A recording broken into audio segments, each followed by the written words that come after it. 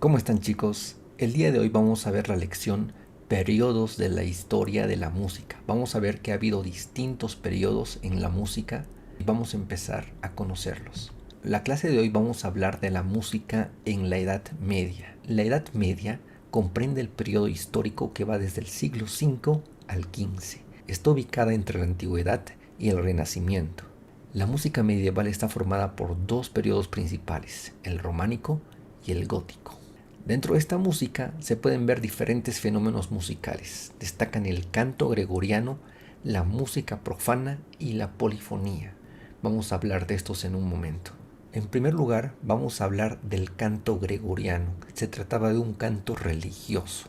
Fue la música que gobernó todos los territorios porque en esta época el poder y la cultura estaban en manos de los monjes y los religiosos.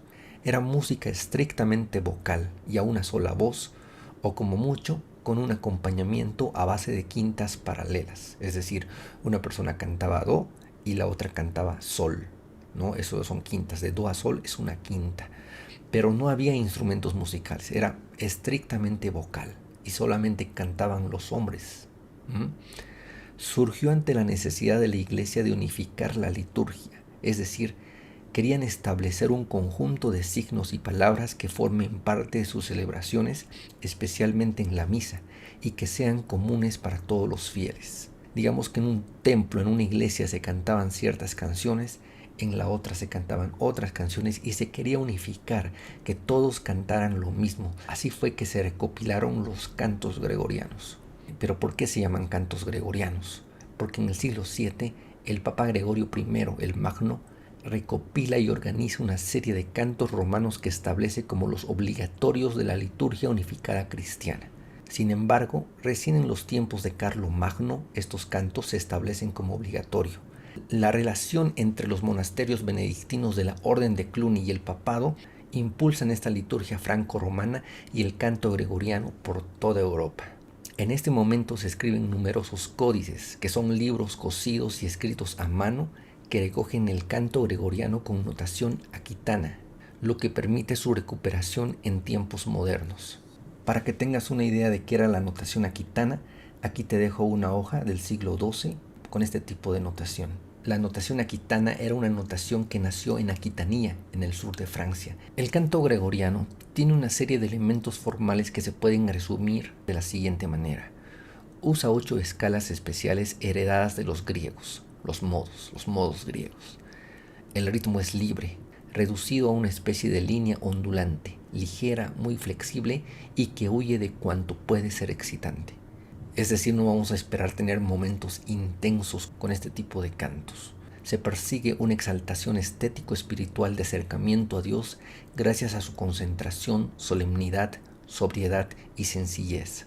No tiene que ser tan llamativo el canto.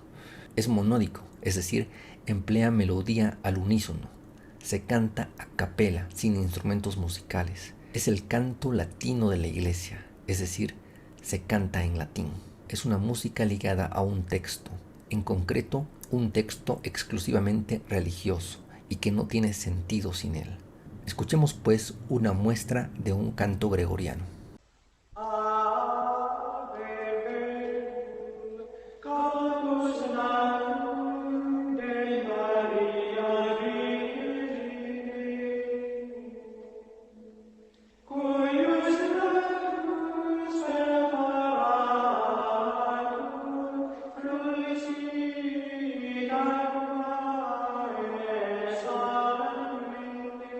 Ahora pasemos a hablar del canto mozárabe.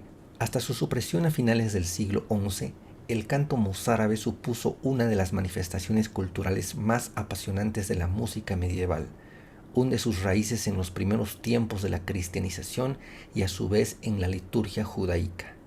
Lamentablemente no es posible su transcripción por su notación neumática que no expresa la altura exacta de los sonidos. Del repertorio musical hispano-visigodo o mozárabe se conservan 45 códices escritos fundamentalmente entre los siglos X y XI. Especial importancia tiene el famoso antifonario de la Catedral de León. ¿A qué se le llama canto mozárabe? El canto mozárabe era una expresión musical asociada a la liturgia hispánica. propia de la iglesia visigoda española que pervive hasta nuestros días. Es un canto monódico, de género diatónico y de ritmo libre. Pues bien, no todo era religioso. Había música que no era religiosa, no era eclesiástica, por así decirlo. Hablemos pues de la música profana en la Edad Media, la música no religiosa, la música no sacra. La música culta litúrgica es la única que ha quedado plasmada en los códices, es decir, la música religiosa, la música sacra. La música profana está diciendo que no ha quedado plasmada en los manuscritos. Lamentablemente, la música medieval profana y popular, la que divertía y disfrutaba el pueblo, prácticamente se ha perdido, pues nunca se perpetuó por escrito. Sabemos que en la Edad Media era habitual el canto y el baile entre la población, en muchos casos como herencia del mundo pagano. Lo conocemos por numerosas fuentes eclesiásticas que los condenaban o criticaban. Tanta insistencia en el ataque a estas prácticas pone de manifiesto la habitualidad con la que se producían. Hablemos pues de la música profana de los nobles, los troveros y los trovadores. A partir del siglo XII surge el movimiento trovadoresco. Nacen los llamados trovadores, troveros y minnesänger. Son compositores y poetas que en ocasiones eran también cantores de su propia obra.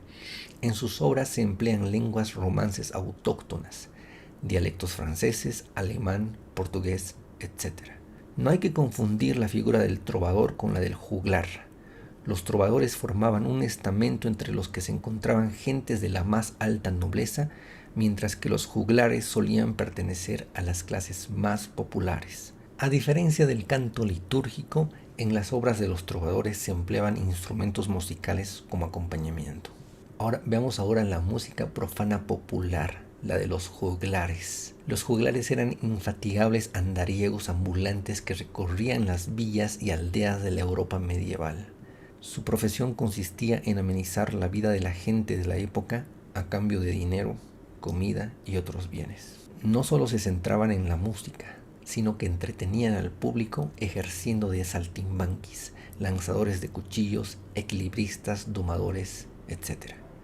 En su actividad musical, lo normal es que se limitaran a ser los intérpretes del canto y tocar instrumentos, pero no eran compositores, como sí fueron los trovadores. En general, los juglares fueron muy criticados por las autoridades religiosas por considerarlos viciosos y escandalosos. Frecuentemente sus canciones abordarían temas obscenos y el baile de las danzarinas sería deliberadamente voluptuoso. Una iconografía muy repetida en la escultura románica y que obedece al hecho histórico es la escena en que un trovador emplea un instrumento de cuerda o viento mientras una juglaresa danzarina baila con los brazos levantados con castañuelas y dejando caer su cabellera. Hasta aquí sería nuestra exposición de la música en la Edad Media. Nos vemos.